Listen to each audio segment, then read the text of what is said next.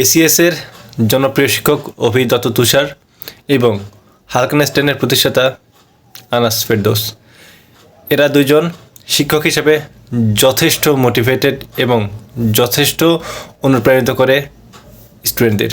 এটা আমি বলতে বাধ্য, কারণ তাদের ক্লাস আমি নিজে করেছি এবং অসাধারণ। তারা সবসময় চেষ্টা করে শিক্ষক হিসেবে শিক্ষার্থীদের বেস্ট দেওয়ার, কিন্তু মানুষ হিসেবে তারা কেমন এই জিনিসটা আসলে আমাদের বোঝা উচিত। প্রথমে আসি আনাস ফেরদৌসের কথা। আনাস ফেরদৌস তিনি অবশ্যই বুয়েটে পড়েছেন, অত্যন্ত মেধাবী। তার ডিটেলসগুলো জানলে বুঝতে পারেন যে তিনি কতটা ট্যালেন্টেড। কিন্তু তিনি বুয়েটে পড়াকালীন তিনি ছাত্রলীগে একজন কর্মী ছিলেন।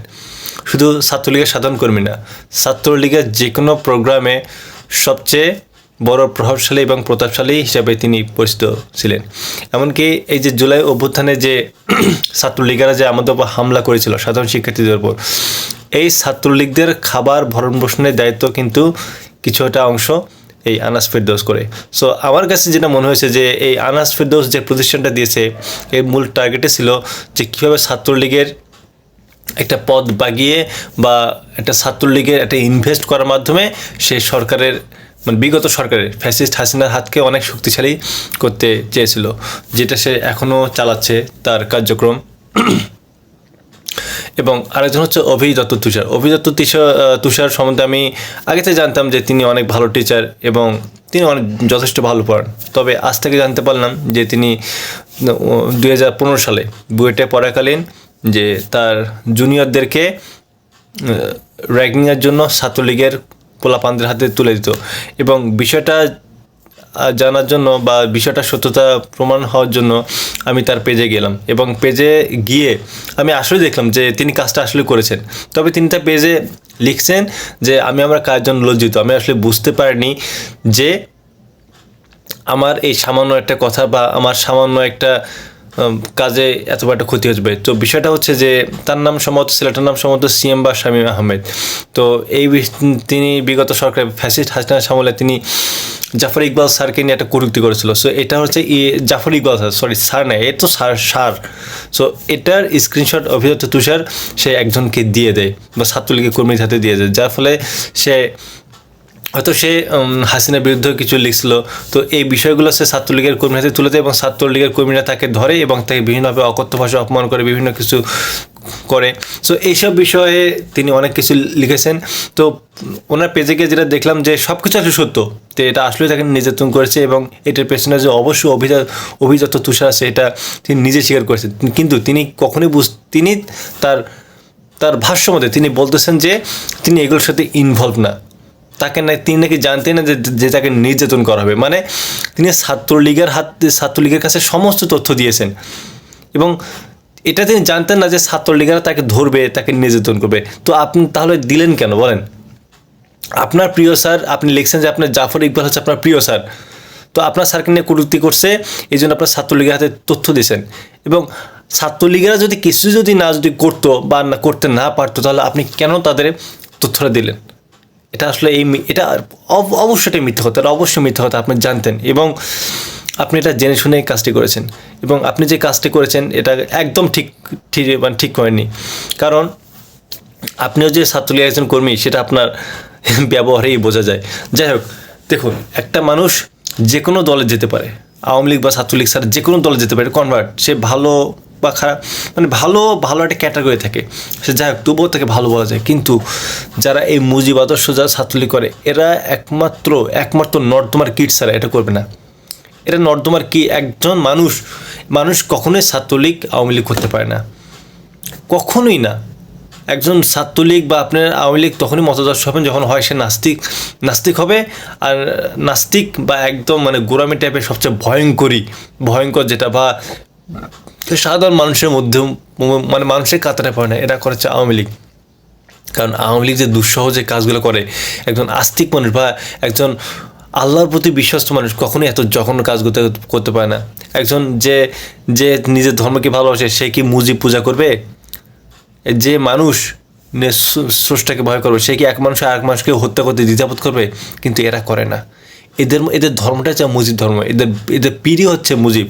যাই হোক, কাজের কথাটা হচ্ছে যে অভি দত্ত তুষার এবং হালকেনস্টাইন যে আনাস ফেরদৌস, এদের রক্তে মিশে আছে হচ্ছে মানুষের মানে পিশাচি মনোভাব। তো এরা ছাত্রলীগ, এরা স্টুডেন্ট কাল থেকে ছিল ছাত্রলীগ। আর এটা তো ছোটোখাটো না, ছাত্রলীগের সাথে যে মহরম সব কিছু যুক্ত ছিল। সো বোঝা যাচ্ছে যে আসলে তার কেমন টাইপের ছিল। এবং ছাত্রলীগ যে কী এটা নতুন করে বোঝানোর কিছু নেই। এরা এমন একটা, এরা ধর্ষণ করতে দ্বিধাবোধ করে না, এরা মানুষকে মারতে দ্বিধাবোধ করে না। আপনি এরা যে হলে ছিল আপনারা তো দেখেছেন যে হলে কী পাওয়া যায়, মানে বলতেও লজ্জা লাগে কী পাওয়া যায়। সো আপনি একটু জাস্ট ইমাজিন করুন যে ছাত্রলীগ এরা ভাই আমার এমন একটা সংগঠন যে দেখুন একটা মসজিদ, পবিত্র জায়গা, সেখানে গিয়ে তারা মুসলিমদেরকে, মানে ওরা মুসলিম নামে মুসলিম, একটা পবিত্র জায়গায় মুসলিম অমুসলিম যেটাই হোক, ওরা গিয়ে হচ্ছে হামলা করে, মন্দিরে গিয়ে ওরা হামলা করে অন্যদের ওপর দোষ চাপার জন্য। সে কতটা জঘন্য, যারা পবিত্র জিনিসের ওপর হাত দেয় সে কতটা নিকৃষ্ট স্বভাবে এরা হতে পারে, এত নতুন করে বলার কিছু নেই। সো আমি লাস্ট শুধু একটা জিনিস বলি যে এরকম টিচার যারা আছে, একজন টিচার যত ভালো শিক্ষা দিক, কিন্তু চরিত্র যদি সমস্যা থাকে সে টিচার না, সে শিক্ষা কোনো যোগ্যতায় রাখে না।